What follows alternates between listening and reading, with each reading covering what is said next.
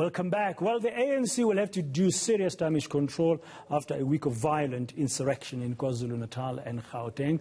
Last night, President Cyril Ramaphosa admitted government was ill-prepared for this onslaught that has killed 212 people. And while more soldiers and police officers have been deployed to quell the violence, sporadic attacks are still occurring. Well, to give us some analysis and some insights this hour on Upfront here on ENCA this Saturday evening is Sanusha Naidu, joining me now virtually from Cape Town. Sanusha, good afternoon, or good evening rather, and welcome to Upfront on ENCA. What does this mean? Let's start there first. What would what we've seen in the past week mean for the elections that are coming up? I mean, we've got elections that are being set up for end of October. The date has not yet been proclaimed, but the date has been announced. I mean, if I'm in the IEC and I'm looking at this, I'll be worried.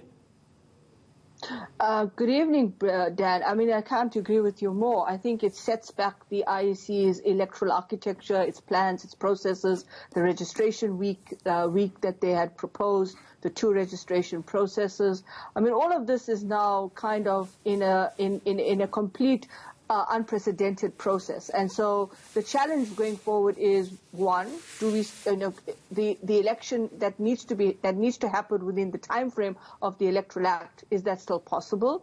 The date is not being proclaimed, but can we see that date being extended until we see the situation normalize in parts of the country? And more importantly, I think we can't ignore what is the mood, what is the feeling, what are the perceptions of people on the ground if we have to start thinking about talking about elections. Are people actually thinking about that? They're thinking about their lives, they're thinking about their livelihoods, they're still in a very vulnerable and precarious situation. So I think right now elections are the furthest thing from everybody's mind, although it's there as something you can't ignore. Yeah, I was thinking the mindset of the electorate will be like, are we going to be safe? Is it going to be peaceful? Is it stable? Is it over? Yeah, I mean, I think all of those adjectives that you've just identified, stability, safety and security, what's the position, what's the possibility if there's maybe an unprecedented incident or sets of incidences that emerge at election voting stations? How does the IEC have the requisite safety and security? I mean, there's so many things that we have to think about. I think at the end of the day, the challenge is really now, where do we go from here in terms of this election? How prepared for these unforeseen circumstances the IEC and more generally the state is in terms of resources, capabilities, capacities, putting in the kind of boots on the ground, if that's the way to, in terms of manning some of the electoral stations. We were still debating whether we could have a kind of online registration process, for example, for the elections. I mean, this just now creates another set of issues that, whilst we are so preoccupied with what's happening, we need to give some serious thought about, because it's not just for this election anymore. I think it's for the electoral process down the line and for future elections. And I know that there is a panel reviewing the electoral system, but again, there's also the electoral architecture that we have to think about as well. Let's speak about the governing party. I mean, President Ramaphosa last night admitting that government was ill-prepared, prepared for this, and there have been other types of admissions, including by the Minister of State Security, Ayanda Dlodlo, on the ground in KwaZulu-Natal the other day. What would this mean for the governing party, especially now as we're preparing for this election? I think, Dan, right now, people are basically in a state of complete overwhelmness. They can't comprehend that this was possible, but it nevertheless happened. And whether or not they feel that they're going to go out and vote for whoever they want to vote, I don't just think it's the governing party. I think there's a whole question here, a range of questions about our political parties in general. I know that, there was a sense of whether people felt abandoned in KwaZulu-Natal and in parts of Gauteng. If you speak to people and you ask them, are you going to vote? I think they're going to say to you, excuse me. That's going to be the response. And I think right now, It's not for this moment to be used for political electioneering. I think the challenge is really the question of confidence, trust, and whether or not people feel as if they can go forward in looking to see who they can vote for and whether they still see the confidence of the vote.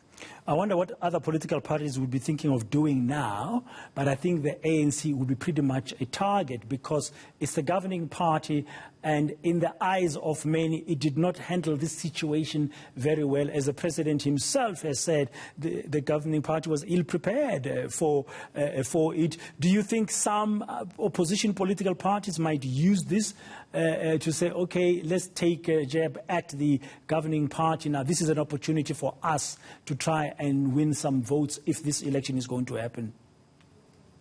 I think, Dan, that's always been the modus operandi of where our electoral architecture has been structured. It's always been reactive. It's always been about, let's capitalize on where these opportunities are.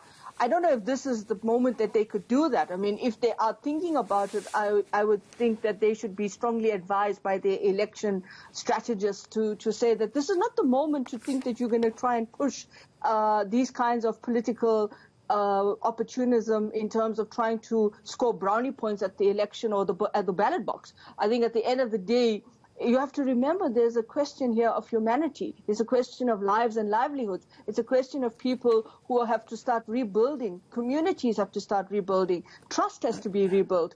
All of that has to happen. So I think for me, if political parties or any political party is thinking along those lines, their election strategists need to think much more seriously about whether that's the angle they want to take. Yeah, I mean, at least 212 people have been killed in this, regardless of the crime of looting and arson and damage to property.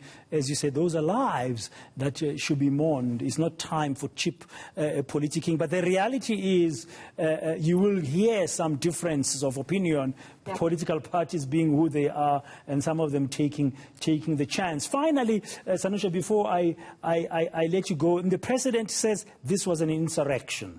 I mean, if you were faced with an insurrection, should you be going ahead with the local government elections?